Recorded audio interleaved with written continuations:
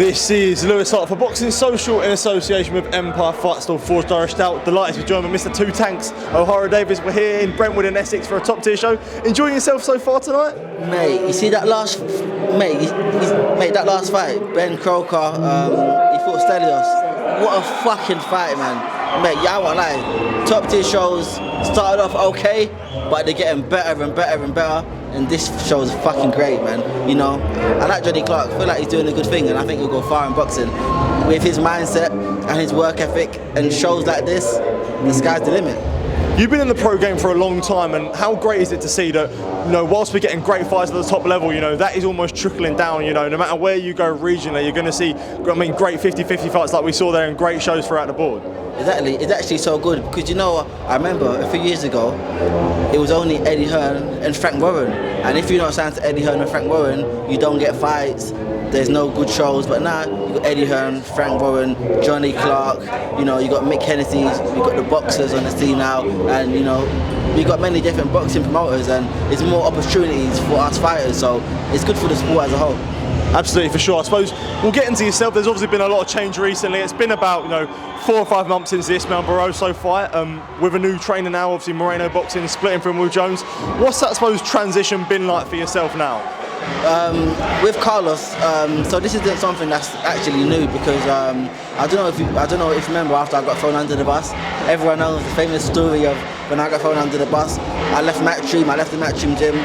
Carlos was my coach for the next 2 fights.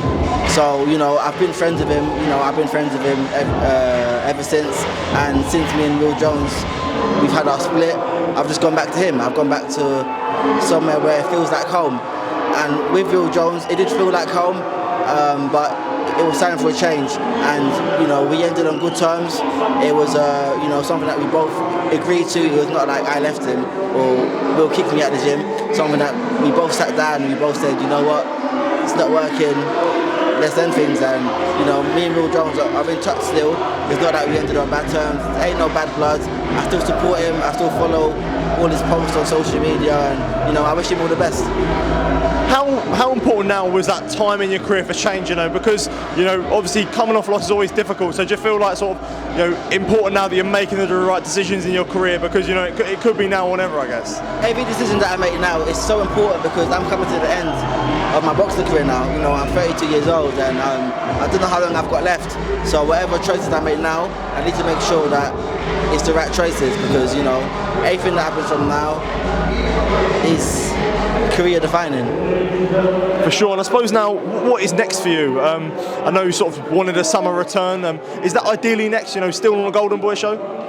Still signed to Golden Boy, yes. I spoke to Lee a couple of days ago. Lee phoned me and he had some good names. And Lee phoned me, he was like, I've been offered this guy, or no, Lee said, I've been told would Ohara be interested in taking this fight, and Lee was like, Lee didn't sound too sure, and I think I don't know if he phoned me thinking I'm gonna be like, oh.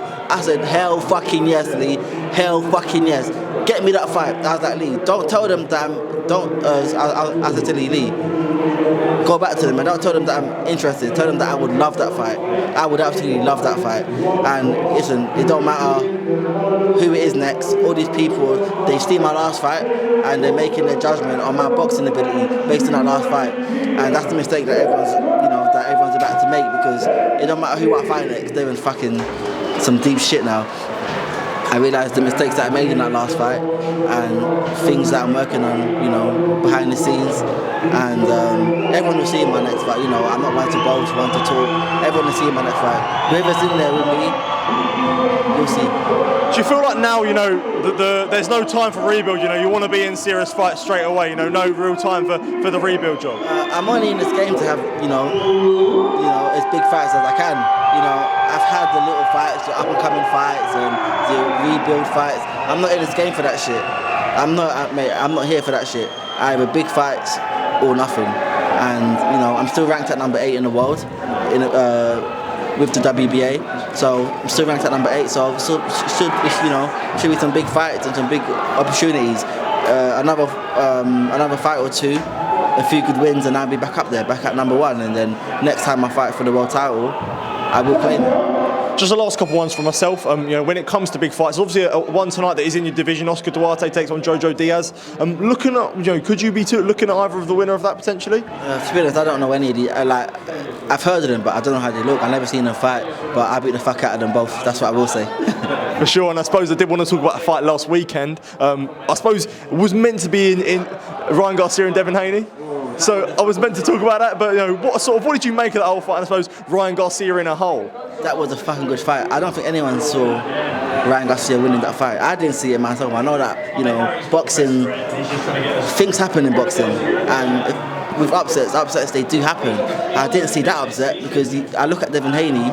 He's big, he's unbeaten, he's the world champion, and he's focused. Whereas if you look at Ryan Garcia on the other hand, yes, he might be focused in the gym, but just looking from the outside, he weren't focused. He's on social media a lot, tweeting things that he shouldn't really be saying, and then he's coming overweight. I remember at first I thought, it's all mind games by Ryan Garcia. He's in the gym focused, until I saw that he's coming 3 pounds overweight. That's when I was like, this guy's not focused, man. This guy's about to go out there and get taught a lesson. But he taught Devin Haney a lesson, and you know what? I think about it now, and I'm still in shock. I don't think anyone saw it coming. No one saw it coming. And what do you make of, I suppose, the antics from Garcia? Not even pre-fight, post-fight now. There's a video of him shadow boxing in front of Donald Trump yesterday. It's sort of a bit crazy, I guess. I don't know. Boxing. A lot of it's acting. But with these things that Ryan Garcia's been saying, I don't think it's acting. I feel like he's genuinely going through some shit in his mind, and because there's certain stuff you say and certain stuff you don't talk about. And we are talking about all the paedophiles and the children and the elites. That shit you don't talk about. If it's an act, you talk about some other shit. So this is why I kind of think in my mind that Ryan Garcia's, he's in some shit. Ben, mate, I never heard of Ben in my life. I never heard of Ben Crocker in my life, but mate, that's the name that I know now. This guy's got long arms, mate. You see that jab he was throwing in round 1, in round 2, pop, pop, pop. I was like, mate. I'm keeping this guy's name out of my fucking mouth. Mate, how does it feel, Ben? Coming from him, that's it's a compliment. That's a big compliment. I've usually got the long reach, but mate, this guy's reach even longer than mine. I think I blew my load a bit in the 3rd and 4th, but if I stuck in it, I would have got him out there. But that's a big compliment coming from you. Appreciate that big time. Mate, this guy will go far. For sure. Boys, just want to say thank you for taking time to speak to me, Ohara. Well done on the win today, Ben. And yeah, appreciate it. Thank you. Cheers.